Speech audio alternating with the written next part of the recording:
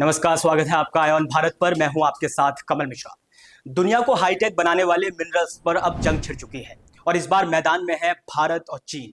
जी हां, हम बात कर रहे हैं रेयर अर्थ एलिमेंट्स की, वह खनिज जिसके बिना न स्मार्टफोन बन सकते हैं, न इलेक्ट्रॉनिक गाड़ियां चल सकती हैं और ना ही एमआरआई जैसी मशीनें काम कर सकती हैं। लेकिन चीन ने अचानक इन रेयर अर्थ तत्वों पर ऐसा ब्रेक लगाया है जिससे भारत सहित पूरी दुनिया की सप्लाई चेन हिल गई है। हालांकि भारत ने इसकी काट के लिए क्षेत्र में आत्मनिर्भर भारत की ओर अपना पहला कदम बढ़ा दिया है। अप्रैल 2025 में चीन ने रेयर अर्थ तत्वों और हाईटेक मैग्नेट्स पर गैर स्वचालित निर्यात लाइसेंसिंग लागू कर दी है। इसका मतलब यह है कि अब चीन से इन खनिजों का निर्यात सिर्फ सरकार की अनुमति के बाद ही होगा और वो भी कब मिलेगी इसका कोई भरोसा नहीं।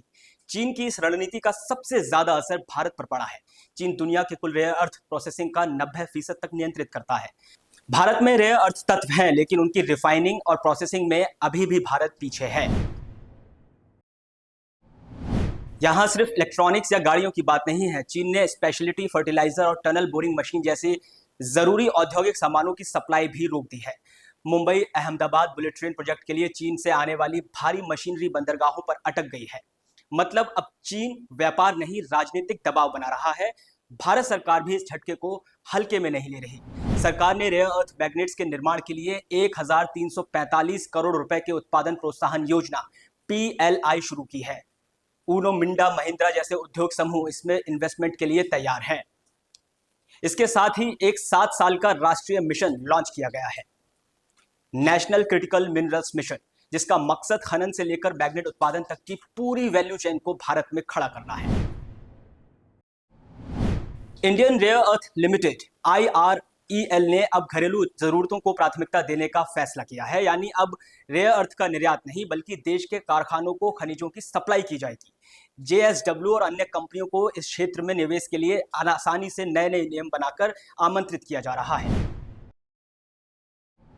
प्रधानमंत्री नरेंद्र मोदी ने ब्रिक्स समिट में साफ चेतावनी दी है कि कोई देश क्रिटिकल मिनरल्स को अपने हित में इस्तेमाल नहीं कर सकता।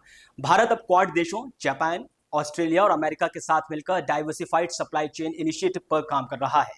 एक सवाल जो हम आपसे पूछना चाहते हैं वो ये कि क्या वो ये सब चीन कूटनीति के बहाने दबाव की राजनीति के लिए कर रहा है।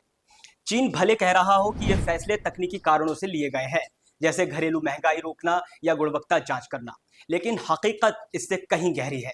जानकारों का कहना है कि ये सब पोस्ट गलवान तनावों का जवाब है। भारत ने गलवान संघर्ष के बाद टिकटॉक जैसे 200 से ज्यादा ऐप्स बैन कर दिए थे, चीनी निवेश पर सख्ती बढ़ा दी और सीमावर्ती क्षेत्रों में चाइनीज निवेश को सरकारी मंजूरी के बिना नामंजूर कर दिया। अब चीन सप्लाई रोककर संदेश दे रहा है कि अगर हमारे व्यापारिक रास्ते बंद किए गए तो हम भी आपके इंफ्रास्ट्रक्चर और टेक्नोलॉजी प्रोजेक्ट्स रोक सकते हैं। शॉर्ट टर्म में चीन भारत के लिए चुनौती जरूर बना है, लेकिन लॉन्ग टर्म में तस्वीर बदल रही है।